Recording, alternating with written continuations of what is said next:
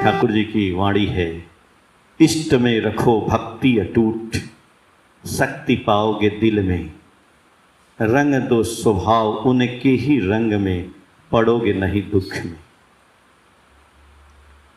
इष्ट में रखो भक्ति अटूट, प्रभु में जो रोज का काम है वो करते रहिए, वही भक्ति है। तो शक्ति पाओगे दिल में, और रंग दो स्वभाव उनके ही रंग में, तो पड़ोगे नहीं दुख में। यानी उनका जैसा चाल चलन वैसा मेरा चाल चलन, वो जब बोले तो हम सुने। इस पे एक बहुत ही मार्मिक घटना मैं बताऊंगा आपको। सन 1948 की बात है।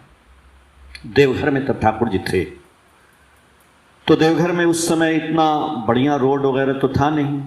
आप देखे होंगे कि देवघर की मिट्टी जो है लाल लाल सब है ना, जमीन बालू वाली मिट्टी है, क्योंकि वहाँ पे पहाड़ है नीचे।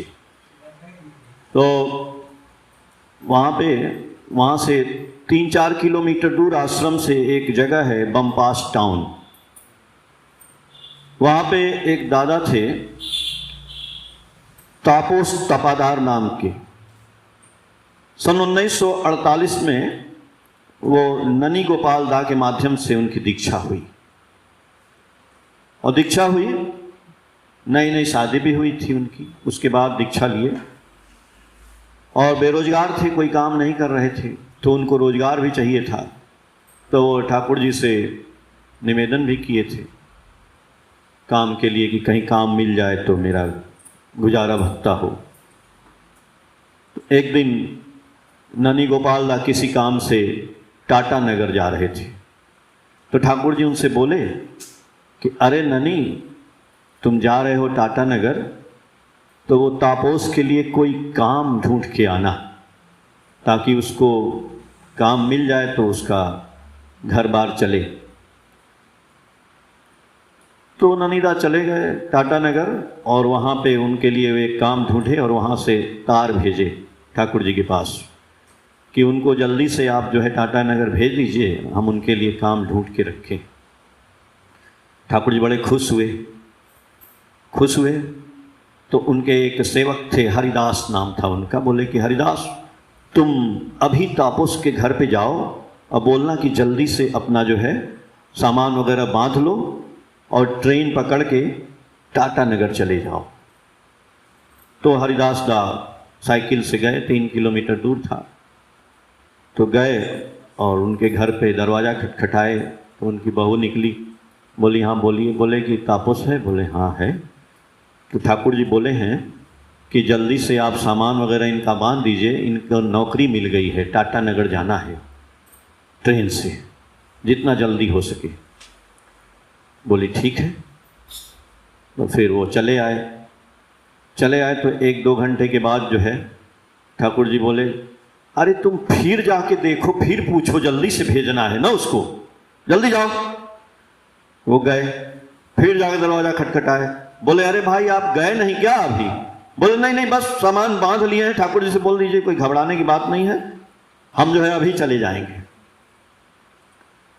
ठाकुर जी बोले कि वो आके ठाकुर जी से बोले, ठाकुर जी बोले कि अच्छा अभी गया नहीं?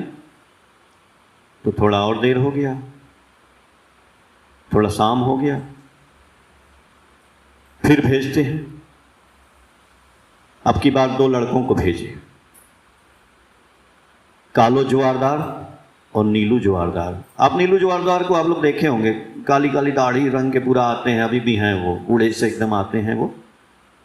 तो एक दिन मैंने उनसे पूछा भी था कि आप बड़ा मेंटेन रहते हैं, अभी मैंने पूछा था, बड़ा मेंटेन रहते हैं, इतना बुजुर्ग हो गए हैं, पूरा काला दाढ़ी बाल सब रखे रहते हैं, इतना टाइम नहीं लगता है रंगने उंगने में? तो कह रहे हैं कि मैं अपने से थोड़ी रंगता हूँ, हमको बड़दा बोले थे कि तुम हमेशा अपना बाल काला रखना, इसलिए रखते हैं, और मेरा नाम है नीलू जुआरदा। तो हम उनको पहचानते हैं, आप भी देखेंगे कभी, वो दिखाई देते हैं, ऐसे घूमते रहते हैं काले काला। हाँ, तो याद आया कि अच्छा वही छोटे रहे होंगे 8-10 साल के। तो उनको और कालो जुआरदार दोनों भाई थे, दोनों को भेजे कि आप लोग जाओ उनके घर और जा कर के देख के आओ तो कि गया कि नहीं। तो वो लोग जा कर के देखे, तब भी नहीं गए थे। तो बोले अच्छा अभी नहीं गया? तो नहीं, वो जाके पूछे तो वो बोले कि हाँ चले गए। उनकी वाइफ बोले कि चले गए। ठाकुर जी बोले अच्छा बहुत बढ़िया है, चला गया। लेकिन जब थोड़ा अंधेरा हुआ, 8 फुट बजा, तो ठाकुर जी उन दोनों को बोले कि सुनो, तुम लोग ऐसा करो कि अब जाना और दरवाज़ा खटखटाना, और जैसे उसकी वाइफ दरवाज़ा खोलेगी बस घर में दोनों घुस जाना और घुस के पूरा घर खोज लेना, एकदम जहाँ भी सब जगह खोज के आना, एकदम खाना पैखाना सब। तो बोले सब कि ठीक है। फिर वो गए दोनों, दरवाज़ा खटखटाए, जैसे उसकी वाइफ खोली बस दोनों घुस गए, जाके लगे घर में खोजने चारों तरफ, कहाँ छुपे हैं कहाँ छुपे हैं, कहीं मिले ही नहीं। दोनों आके बोले कि ठाकुर जी वो तो मिले ही नहीं, वो लग रहा है चले गए। ठाकुर जी चैन की सांस लिए। ठाकुर जी कहेंगे अच्छा चला गया, चलो। ठाकुर जी सो गए। फिर जैसे ही सुबह हुआ, तो जब सुबह होता है तो उनकी वाइफ जो है रोते गाते पीटते आके ठाकुर जी के यहाँ गिर गई। ठाकुर जी बोले क्या हुआ रे? बोले हमारे हस्बैंड को करैत सांप काट लिया, मर गए। बोले अच्छा, तो हम तो बोल रहे थे कि उसको नौकरी पे भेजो, तो तुम बोली कि चला गया। तो बोले नहीं गया नहीं, हम ही छुपा दिए थे। तो बोले कहाँ छुपा दी थी? बोले पैखाना में छुपा दिए थे, जो उठाने वाला पहले पैखाना होता था उसमें घुस गया गंदा में, वहीं सांप बैठा था, काट लिया। तो अब गुरु जी क्या करें? हम अभी वाणी पढ़े ना, बोले ना कि रंग दो स्वभाव उनके, रंग में पढ़ोगे नहीं दुख में। ठाकुर बोल रहे हैं तो बात नहीं सुन रहा है। अरे हमारी आपकी क्या औकात है? ऐसे ऐसे आदमी थे। तो लगी रोने। ठाकुर जी बोले कि अब क्या रो रही हो? हम कितना काम करेंगे, कितना बताएंगे आप लोगों को? अब जाओ, अब जो आने वाला है उसके भविष्य की चिंता करो। अरे उसका रोना रुक गया। बोली आने वाला है, उनके पेट में बच्चा था। बोली हम तो किसी को बताए ही नहीं थे, ठाकुर जी कैसे जान गए? ठाकुर जी बोले हाँ, अब जो आने वाला है ना उसके बारे में सोचो और उसका भविष्य लेके अपने जीवन को संवारो। ये है ठाकुर जी। सब जानते हैं हम कितना बड़े हम लोग गुरु घंटाल हैं, ये भी जानते हैं।